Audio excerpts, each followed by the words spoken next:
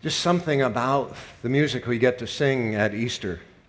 I really like Christmas. Christmas is great. I love Easter. I love Easter. Christmas is all about that hope. It's kind of like today when you looked out and it was sort of gray, but there's a little bit of cloud break, a little bit of sun. And then Easter is blue sky. He's like, yeah, it happened. It's true. What I believe, what I anticipated is a reality right now. And all around the world, Christian churches are proclaiming that blue sky message, that good news, that one thing that is at the very core of our belief, that Jesus is alive, that he was crucified and died that terrible Friday, but on Easter morning the tomb is empty because Jesus has risen from the dead. He's alive. And that belief distinguishes us from all other religious beliefs. It makes us unique. And in the church, it's so exciting to say because we all believe it. We all resonate with it. But beyond the church walls, this Easter message, this resurrection, it's met with skepticism. It's met with doubt. Really? It's kind of like this event that happened a few years ago down in San Diego. The FBI in 1993 raided the Southwood Psychiatric Hospital. The hospital had been under investigation for medical fraud, and the FBI went in to go through all their records, and they were hours and hours and hours of reviewing records, and the agents got hungry. So the agent in charge called a nearby pizza parlor and ordered dinner for his team. This is how the conversation actually went. Hello? I'd like to order 19 large pizzas and 67 cans of soda. Pizza man. And where would you like them delivered? We're over at the psychiatric hospital. The psychiatric hospital? That's right. I'm an FBI agent. You're an FBI agent. That's correct. Just about everybody here is. And you're at the psychiatric hospital. That's correct. Make sure when you come you don't go through the front doors. We've had them locked. You'll have to go around the back to the service entrance to deliver the pizza. And you say you're all FBI agents. That's right. How soon can you have them here? And everyone at the psychiatric hospital is an FBI agent. That's right. We've been here all day and we're starving. How are you going to pay for all this? I have a checkbook right here, and you're FBI agents. That's right. Just remember to bring the pizza and sodas to the service entrance around the rear. I don't think so. Click.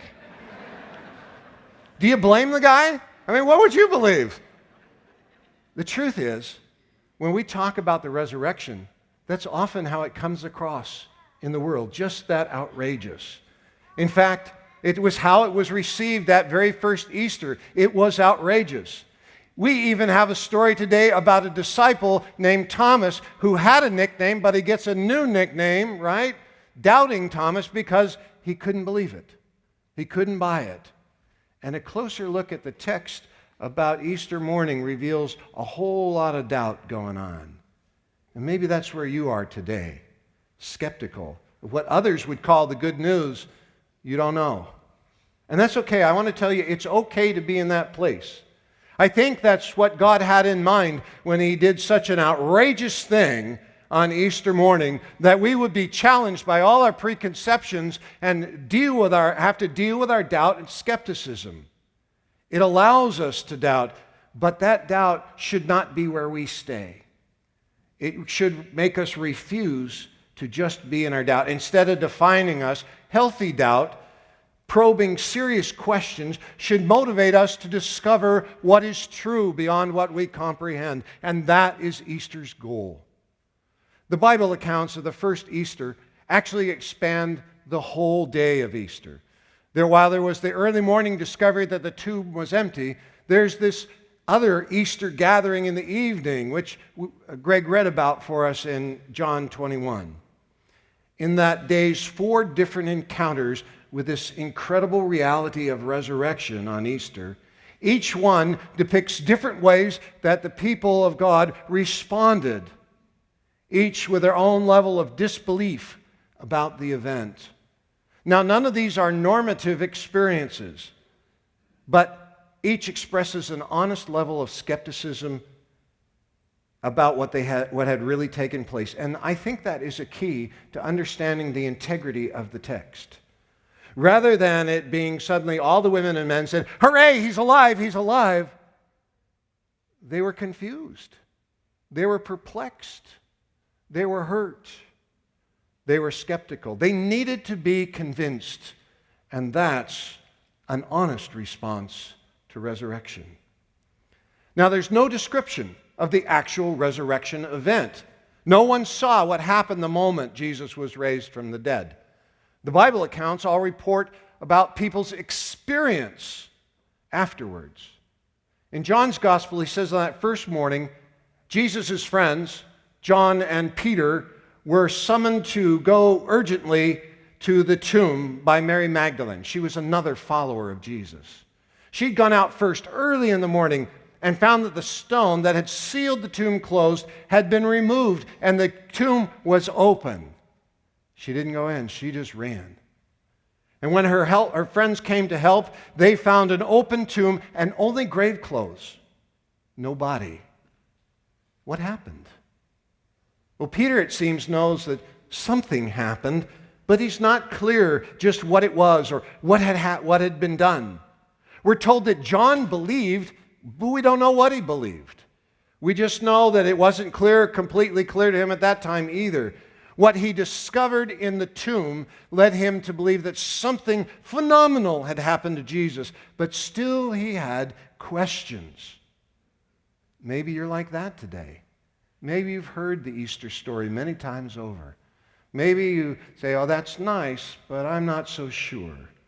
I'm skeptical." Have you ever really looked into it? I mean, why do we let our doubt define our faith? Why do we hold back? Perhaps our doubt should motivate us to look more closely, to dig more deeply, and discover that there's really something more. You see, the key in this whole event is that empty tomb. The empty tomb the stone was not rolled away so Jesus could get out. It's rolled away so you and I could get in. So we can look, so we can ask hard questions, so we can examine and find real answers. The open tomb is God's open invitation to come and discover. Mary had her doubts, didn't she? She came back to the tomb because she was convinced something bad had happened to Jesus, like grave robbers had stolen the body. Resurrection was not in her mind at all. We find that she continues to look for his body. When two angels appeared before her, didn't help her at all. Even seeing the resurrected Jesus didn't get through to her. It never occurred to her that he might be alive. And I love the fact that instead of Jesus saying, "Ta-da, here I am," he asks her a personal question. He says, "Mary, why are you crying? Why are you crying?" And then he says her name. And it's that personal touch, that meeting her in her pain, that being willing to come to her level that allows her to realize he is alive. The personal word for her was enough to believe. Because resurrection is difficult to grasp, even when it's right in front of you. It's not the first thing we go to, usually, is it? Author Ken Davis wrote about a woman's experience. She looked out her kitchen window and saw her German Shepherd dog shaking the life out of the neighbor's pet rabbit.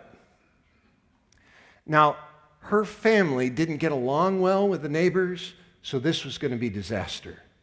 Quickly, she grabbed the broom and swatted at the dog until it dropped the now extremely dead rabbit from its mouth. She didn't know what to do. What would you do? She was desperate. So she grabbed the rabbit and she took it inside and she gave it a bath. And she blow-dried it until it returned to its original fluffiness, and she combed it out until the rabbit was really looking good. And then she snuck back into the neighbor's yard and propped the rabbit up in its cage. An hour later, she heard screams from her neighbor. She went outside. "What's going on?" The neighbor said, our rabbit," she cried. "He died 2 weeks ago and we buried him and now he's back."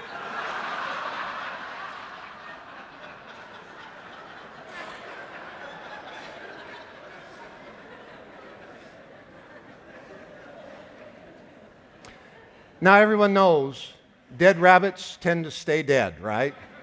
It's true with people. A scholar named N.T. Wright observed, there were many messianic movements in the first century. In every case, the would-be Messiah got crucified by Rome as Jesus did. In not one single case do we hear the slightest mention of the disappointed followers claiming that their hero had been raised from the dead. They knew better. Easter, at its core, goes against the very thing we think we know. The dead stay dead.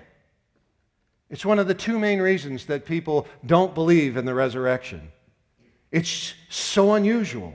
It's well outside of anything we experience or can fathom. How far? Glad you asked.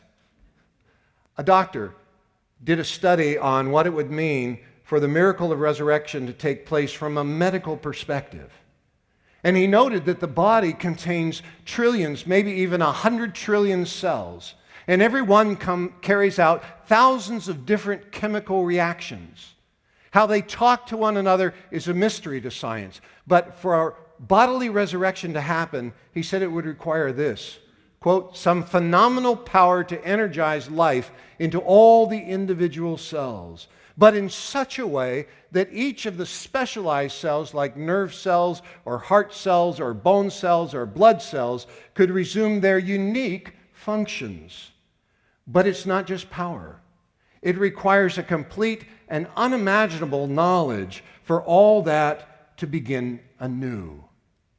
No wonder we don't hear about resurrection happening. It's so impossible. Yet it's Easter's claim this very thing happened. Resurrection means that not only God is able to do the impossible, but God did the impossible out of His love for us. So it challenges us, how big is your God? How limited is your God by your doubts, by what we can't fathom?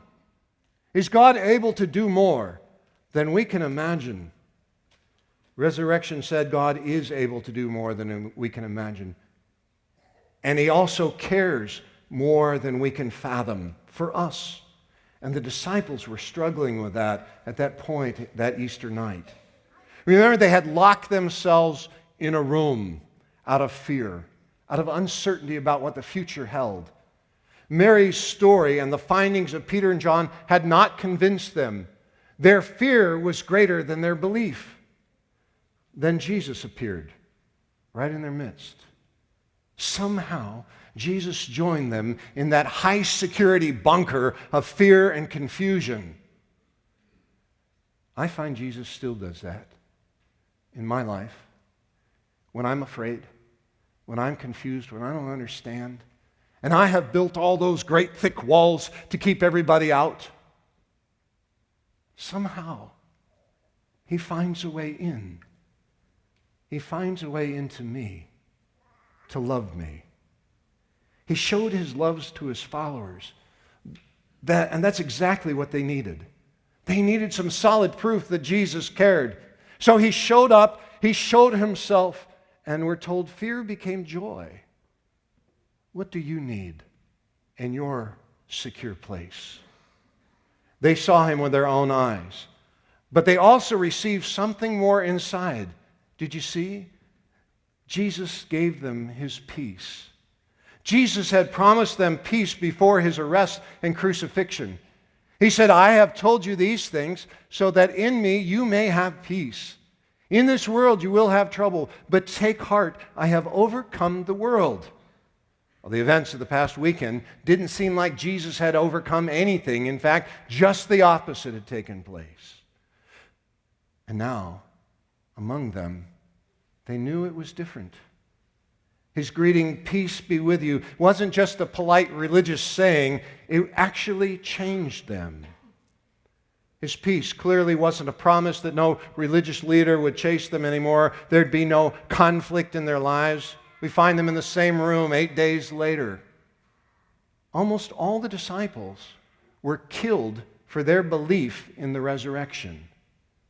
In the resurrected Jesus, though, they received this confidence that others could not take away, even at the threat of death. The peace, or in Hebrew, the shalom, that Jesus brought was a wholeness that gave them value in their life right now and for all eternity. Shalom from Jesus is the healing of the heart and the soul. And this peace soothed their doubt and let them see that Jesus and his nail-scarred hands and all was alive for them. And it changed them. And that's really the second reason we have a hard time accepting the resurrection. Remember, I told you the first was it was such an unusual event, and it is. But the second is that if we believe it, it changes us. It changes how we look at ourselves.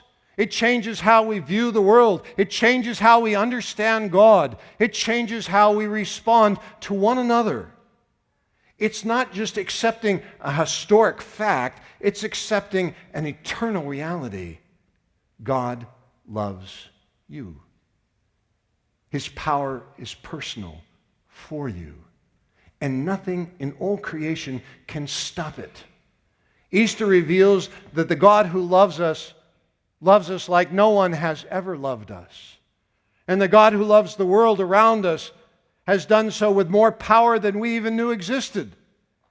And he calls on us now to love the world too, as his beloved followers. Isn't it interesting that Jesus arrives and doesn't give these fear-filled followers the power to destroy their enemies, overcome them? Instead, he gives them the power to love and to forgive. And in that, relationships are transformed and wounds of the past are healed. As resurrection believers, God has chosen us to touch others on their journey to discovery. And we are all on a journey to discovery. British author A.N. Wilson, who is known for his scathing attacks on Christianity, recently celebrated Easter at a church, proclaiming his own faith in Jesus. What changed? He said, "My own return to faith has surprised none more than myself. My belief has come about in large measure because of the lives and examples of people I have known. Not famous or saints, but friends and relations who have lived and faced death in the light of the resurrection story, or in the quiet acceptance that they have a future after they die." How big is your God? Is God big enough to handle your hard questions and your deep doubts? Easter says yes. How patient is your God? Is your God willing to wait and allow you to explore and ask questions, intelligent and not so intelligent questions? Is he willing to give you the space to dig and to dig and to dig until you discover? Easter says, our God is. Is your doubt defining you today, holding you back, or is it challenging you to go deeper, to discover? Remember the story of doubting Thomas? He didn't stay doubting Thomas very long, did he? A week later, he becomes believing Thomas because Jesus was willing to meet him in his doubt and willing to give him the time to come to faith. And he did. So today, we proclaim that Jesus has been raised from the dead, that Jesus is alive, and that we are changed women and men because of his love. And we also proclaim God's amazing love is for everyone, for every doubter, every skeptic, every seeker, everyone who feels lost. Come and discover what the Good News celebration is truly all about. God loves you. God loves you so much that even the grave would not stop his love from coming to be real in your life. Who loves you like that? Who heals your wounded soul? Who forgives those sin-scarred places in your life? It's Jesus. I have no doubt. Do you?